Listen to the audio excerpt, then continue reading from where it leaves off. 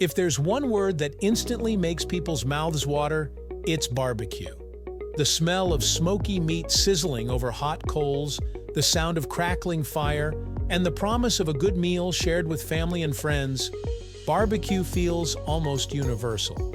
But have you ever stopped mid-bite and wondered, why is it actually called barbecue? Where did this word come from? And how did it come to mean smoky meat cooked low and slow? It's one of those words we use so casually that we forget it has a story, a long, winding, and surprisingly international one. So today, let's dig deep into the roots of why is it called barbecue? Trace how it evolved across continents and uncover how a simple method of cooking became a symbol of culture, community, and even competition. Let's get into it, right here, on History of Simple Things.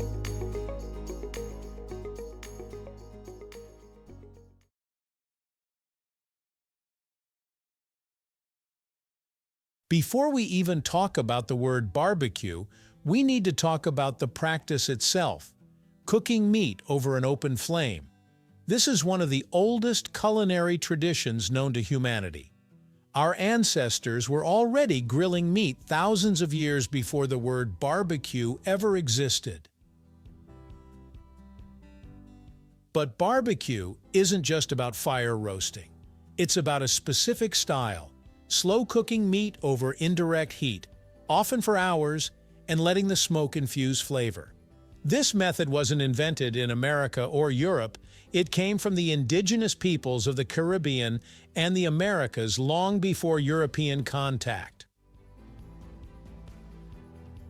When Spanish explorers arrived in the Caribbean in the late 1400s and early 1500s, they noticed native tribes cooking meat on wooden racks over smoldering embers.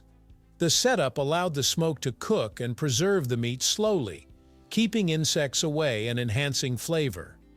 This wasn't just cooking. It was food preservation, survival, and tradition all in one. The Spanish tried to describe what they saw, and they borrowed the native word for it, barbacoa. So, what exactly did barbacoa mean? The word likely originated from the Taíno people, an indigenous group in the Caribbean.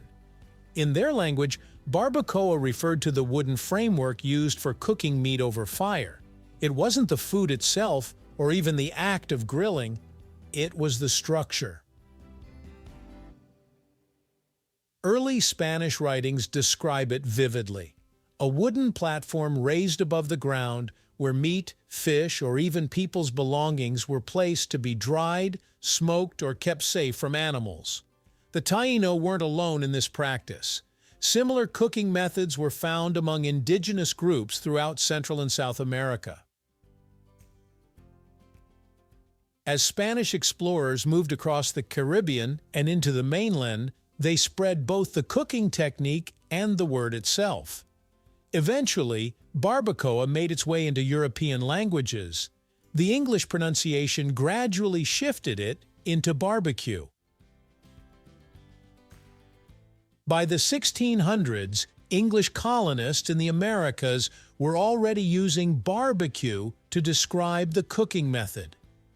Over time, the word broadened to include not just the structure or the method, but the event itself, the feast, the gathering, the party.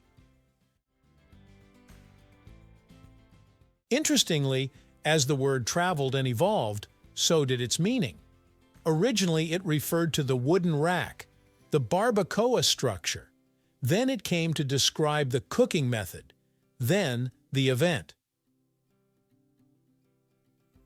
By the 1800s, barbecue had taken on new layers. It referred to a style of cooking, slow, smoky, flavorful, and to a social tradition that symbolized togetherness. Across the American South, barbecue became not just food, but identity. Different regions developed their own unique takes. In North Carolina, it was all about pork and vinegar sauce. In Texas, beef brisket became king. In Kansas City, it was about the thick, sweet, tomato-based sauces. And in Memphis, dry rubs took the spotlight. Each of these variations shared the same DNA, meat cooked low and slow over smoke, but the meaning of barbecue began to reflect regional pride and cultural heritage. Linguistically, barbecue is fascinating because it can be a noun, a verb, and even an adjective. You can have a barbecue, you can barbecue something, or you can describe a flavor as barbecued. This flexibility is relatively modern. In early English, barbecue was used mostly as a noun, referring to the setup or the event. But as barbecue culture spread through the U.S. in the 19th and 20th centuries, people started saying, "Let's barbecue some ribs," or "We're barbecuing tonight." The word had fully transformed, from a wooden rack in the Caribbean to an everyday part of global food language. Barbecue isn't just food, it's identity. It's a regional badge, a family tradition, and in many cases, a point of pride. In the American South, barbecue competitions are serious business. People spend days marinating, smoking, and perfecting their sauces. It's also become a symbol of hospitality and togetherness. In many cultures, barbecues are about sharing.